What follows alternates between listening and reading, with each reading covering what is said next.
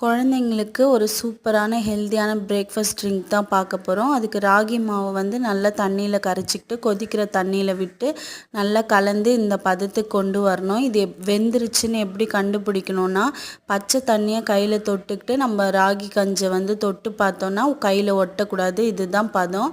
நல்லா வெந்த உடனே ஒரு கிளாஸில் தேவையான அளவுக்கு சுகர் அப்படி இல்லைனா நாட்டு சர்க்கரை, வெல்லம் எது வேணால் கலந்துக்கலாம். இப்போ வேக வச்சுருக்க ராகி கஞ்சை ஊற்றிக்கிட்டு அது கூட கொஞ்சம் பால் மிக்ஸ் பண்ணால் சூப்பரான ஹெல்தியான ராகி மால்ட் வந்து ரெடி ஆகிடும். இதோட ஆப்ஷனல் வந்து நீங்கள் ராகி அதிகமாகவும் எடுத்துக்கலாம், பால் கம்மியாகவும் எடுத்துக்கலாம். நான் பாதி பாதி சேர்த்துருக்கேன். நீங்கள் ஒயிட் சுகருக்கு பதிலாக வெல்லம், நாட்டு சர்க்கரை எது வேணால் எடுத்துக்கலாம். குழந்தைங்க வந்து விரும்பி சாப்பிடுவாங்க. டேஸ்டியாக இருக்கும். ஏலக்காய் தூள் சேர்த்திங்கன்னா இன்னும் நல்லா வாசனையாக இருக்கும். கண்டிப்பாக ட்ரை பண்ணி பாருங்கள். சூப்பரான ஹெல்தியான பிரேக்ஃபாஸ்ட் இது.